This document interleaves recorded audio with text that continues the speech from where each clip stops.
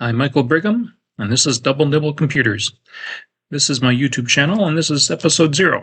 It's a quick introduction into who I am, my history with computers, my interests with computers, and a few other little oddball things. I thought I'd make this kind of quick just so you know who I am before we move forward with the different videos on computer repair, or my computer reviews, or, well, what else I can think of. So hang on a few minutes here, and it'll be hopefully worth your time.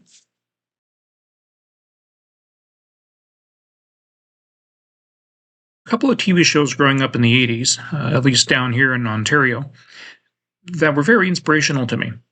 Again, this is the early 80s, and there were so many different microcomputers, but things weren't quite standardized yet, and it was a great time to be alive, to be brutally honest. Starting off, there was a show from TVO, it's TV Ontario, called Bits and Bytes, and it featured Billy Van. Now, if people who are in the area here, if you recognize the name, Billy Van, he is from the hilarious House of Frankenstein doing the various characters, where the ending credits were literally starring Billy Van, Billy Van, Billy Van, etc. But here, for Bits and Bytes, you can see him. He's surrounded by computers. And there was, I can't remember how many episodes there were, but each episode covered a certain topic, and he would try it on one machine and another, and try it on another, and do slightly different things. It was very inspirational, but it was the fact that he was around all these computers that kind of opened my eyes, going, oh, hey, I want to do that one day. I want to have those. Directly after Billy, there was another show called Mr. Microchip, and it's right here. So, sorry, it's not a clear picture. This was a video capture of a low-res, I think, VHS transfer. So that's Mr. Microchip. His real name is Skip Lumley. And hopefully soon, he'll be, actually this year, he'll be talking at the World of Commodore 2025. Now, same thing, Skip here had a collection of computers, and he'd have different segments of the show of, RAM segments of, this is how the RAM works, this is how this computer part works, certain programs. But again, it was the inspiration of, hey, he had all these different computers around him. He also had a hero robot, which I still haven't actually got yet, and I don't think I will, because if I did, my wife will probably turn into my funeral urn, if you want to call it that, because we're running out of space here with all my other computers. Rounding up the list, there was, and still is, a Commodore computer group called TPUG, and that's short for the Toronto Pet Users Group. And years ago, on one of their front pages, they had this. So these are the Bradley brothers, two brothers who had one of the first BBSs out there. It was the Bradley Brothers BBS, or the BBBS. And if you can look at this picture here, you can see, yet again, they're surrounded by different computers. Well, these are all Commodore computers, but still. He had a stack of disk drives in the back, which I just thought was totally cool. And you got a big cooling fan on top. Anyone who's ever used one of those pet disk drives know the heat that comes off those things. And they had all these other computers and the 64s, and again, it was very inspirational. So the guy in the front with the white Commodore shirt there on the phone, that's Dave Bradley. I've met him a few times, and he's on my Facebook. We chat back and forth, and he's been an inspiration for many, many things. So this is a special acknowledgement to Dave Bradley. And well, that's it for my collection phase here. So again, to Skip on the left, Dave in the middle there, and Billy Van, hopefully you're watching over us. Billy obviously is no longer with us, but what an inspiration in various roles.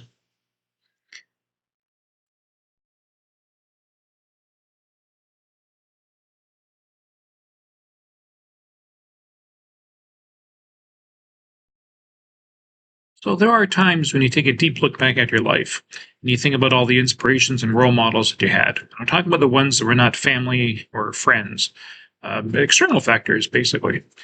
TV shows is a good example. So for me, one of them was, and I guess still is, Mr. Microchip.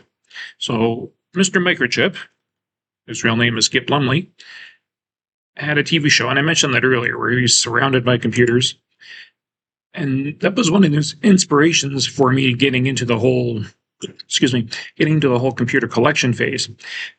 But it was Skip himself, though, who inspired me to get more into the actual electronic side of the computers. I mean, it's one thing to collect them; it's another thing to understand them. So it was Skip who got me or led me into engineering. The computer technical side, the electronic side, the playing with diodes, soldering irons, voltmeters, oscilloscopes. And one of the reasons why I went to engineering in college is because of Skip here. Now, nothing against, I'm going to mention here Billy Van, because he was another inspiration for the collections. But Billy's character on that show was more of the bumbling little kind of new person to computers, and how do you turn it on? What do you do with it? Skip, on the other hand, knew the computers, knew the engineering side, knew the background, knew the technical basis, and was teaching us this. So that's the whole difference there. I did just want to give Billy Van one other plug, and for those who remember his other shows.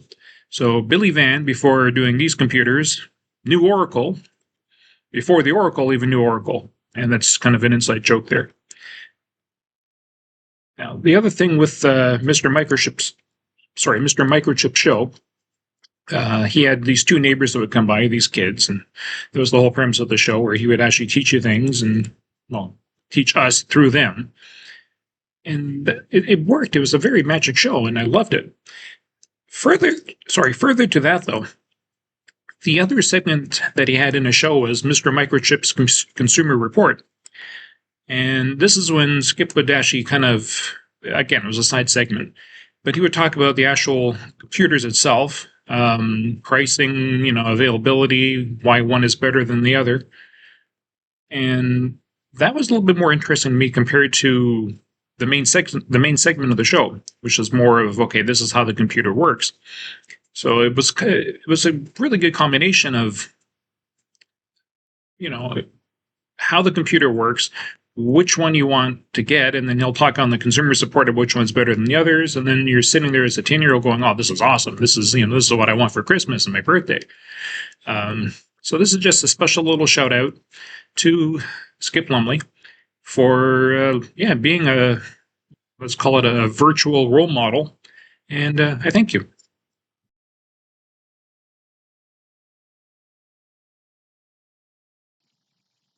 The first computer that I ever saw was a Commodore PET, and this was in school.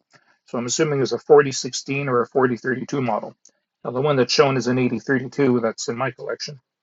The sad thing with the PET, though, is I never actually got a chance to use it too much because I wasn't old enough to use it, or I wasn't part of the computer club, and that took place after school, and again, you had to be older, and we only had the one PET in the whole school.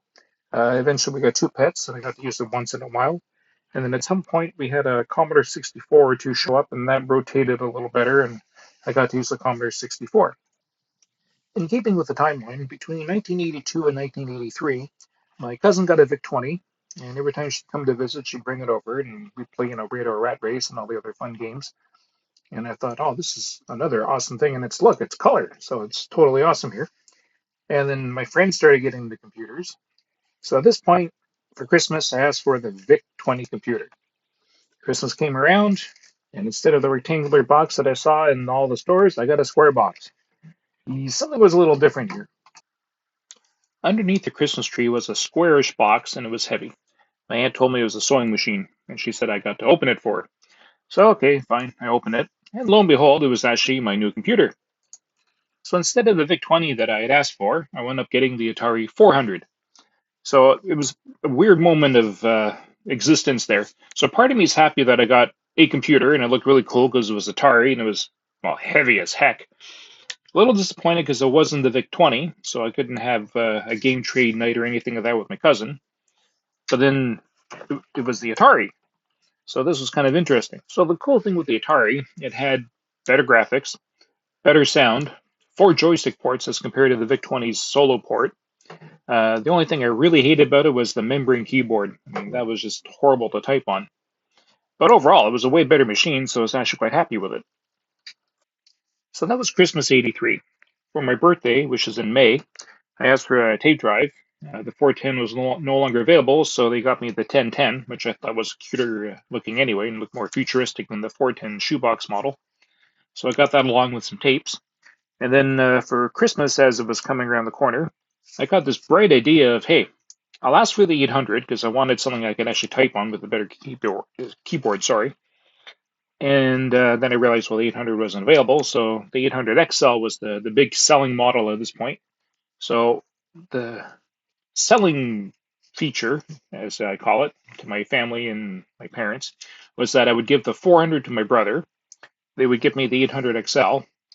I would share the cartridges with them, but keep the tapes because obviously the 1010 had to go with the 800, and I didn't really trust my brother with the tapes. And that's what they did for me. So I wound up getting the 800 XL and just loved the look of it, loved the feel of it. The keyboard was just awesome compared obviously to the membrane, and I was in heaven. So throughout the year, I collected some cartridge and tapes, and now we're looking at Christmas '85. And well, what's the next thing to get? Well, of course, the disk drive. So as for the 1050, which obviously cost more than the computer those days, but yeah, we all pulled our money together, and I got the 1050. And oh, that was fun. The games just loading almost at light speed compared to the cassettes. That was quite the change. As we approach Christmas of '86, I've realized I'm the only one in my neighborhood that has the Atari computer. Everyone else has gone Commodore, either from VIC-20 to 64 or directly to the 64. But in either event, I am at school watching all my friends trade games and stuff, and I have no one to do that with. So I come to the realization that, hey, I will ask for a Commodore 64 and see what happens. So the family said yes, they would give me one, but there is one catch that's kind of sad, but I'd have to sell all the Atari equipment to get the disk drive because they know I'm going to ask for the disk drive. So that's what we had to do. The Commodore I got, and this is the one that was new at the time, was the 64C. And luckily for me, I got the first generation 64C. So this is the one for those who know the Commodores. It has the full Commodore 64 regular board inside with the older style SID chip. It's got the white keyboard, but it's got the keys that are, it's got the pesky characters on the front. So the older style looking keyboard, just all in white, compared to the new one where everything's all on top. And to me, that was always the best looking one. So that was just totally awesome there. So as I promised my family, I sold off the Atari stuff, got some cash, got a little bit more cash, and then along with my birthday money for my birthday, got the 1541C. And then later for Christmas of that year, I asked for a printer. So my grandmother was spearheading this purchase, so she went to the Commodore dealer, asked for a printer for the Commodore 64. They said they have something a little bit better and almost at the same price. So they sold her a Star NP10 with it was a G-Whiz printer interface. And that was quite interesting. I think it was a good call. It was a little bit better than the 15 series of printers by Commodore. It was faster, it had the letter quality on it, and it was a little more standardized. And oh yeah, I had a lot of fun with that printer. In the beginning of '88, my mother was working at McDonald's as a manager, and one of the regulars was always asking how I'm doing, that kind of thing. And she mentioned, the Commodore, and he shows up one day with a 1650 300 baud modem because he upgraded to the 1200 baud. So that was quite a new opening of adventures for me there. So it was just the modem, a phone cable, I believe, and it had a disk of just PD stuff on it. So not really sure what to do. Talked to some friends at school the next day, and the one guy I knew had a modem. So, oh yeah, don't worry about it. I'll give you some better programs and some better phone numbers, and yeah, that was it. That was my first experience with being online, and that was fun. That was interesting, and I I tell my children, trying to dial in at 300 baud, just watching all that stuff come across the screen. That was a very unique time. So I had the modem for about a year before I destroyed the relays in it from overusage.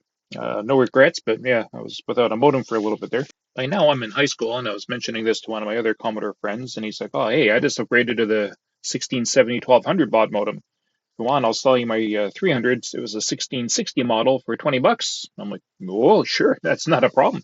So next day I give him $20, and I get the 1660, and I'm back online. Life is good.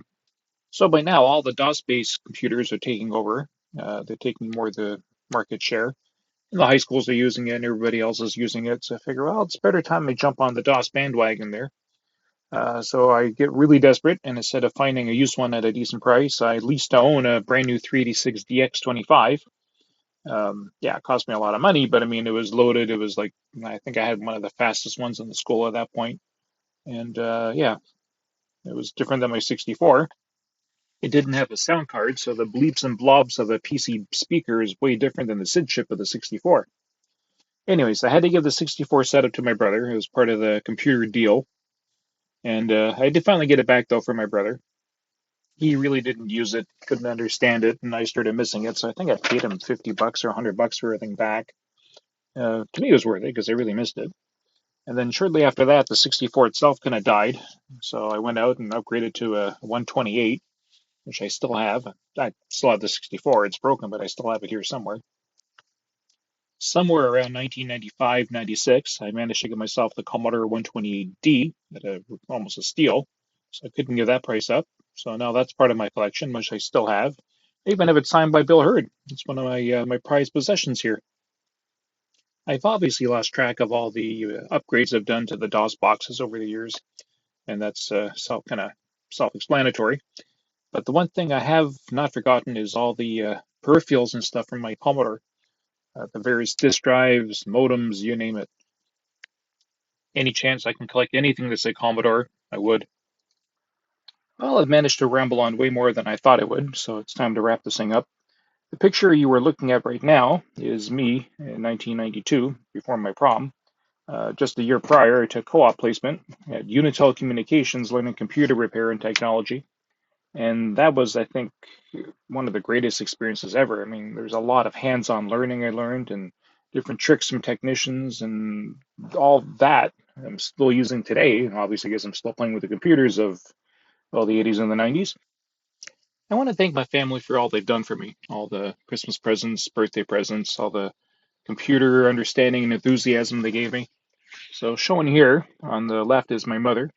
That's my great-grandmother, my grandmother, and my aunt. Sadly, they're all gone now, so this picture is very special to me. But thanks to all of them, and a special thanks to my aunt. She was one of the main leading person out of the family here that kept insisting I needed a computer in my hands, as she called it. And it was her that allowed or understood that I needed, well, to go from the Atari to the Commodore to do this, which is better than this. And then over the years, obviously, I helped her with her computer problems. So she always joked, that was her plan all the time. There was, get me learning in the computers as I go, and then I can help her. So to my family, I love you, and I miss you all. The very final segment is a special shout out here to my great uncle, and he's also my godfather, Victor Johnson. Genetically, obviously, I look more like him than anyone else in the family. I mean, I could pass as his child, as everyone said. He was the electronics person in the family. Well, he was multi-talented. Let's give him credit. He could paint. He could play music. He used to build TVs, fixed TVs, radios, all that kind of stuff. Now, sadly, I mean, I can do a really good stick figure man. I have no artistic talents at all, and my handwriting is up there with doctors and lawyers. But the electronic side is what I got from him. And over the years, I was hoping, as I was getting older, to spend more time with him, to understand things with him, and he could show me things. And sadly, he passed away in 1989 when I was just 14. But before that, I found out he worked at Heathkit. So, I mean, there were a lot of stories to get a mention from there. And I know he was teaching, what's it called? Sorry, TV repair. So, different vacuum tube testing, CRT flyback calculations. I don't have a lot of pictures right now of him. I will add more later. But as you can see here, the picture is of my Uncle Vic, and this is me superimposed on him. And yeah, you can see the similarities. I've seen pictures of him when he was younger, and I look kind of similar to him. And hey, we even had the same heart attack. His was fatal, mine was near fatal, but yeah, genetics are genetics. So with that, Vic, thank you for everything. And to all of you, thank you for hanging out here this long with me and learning about me. And as we start rolling around with the other computer repairs, I hope this is equally as fun. Thank you all. Take care.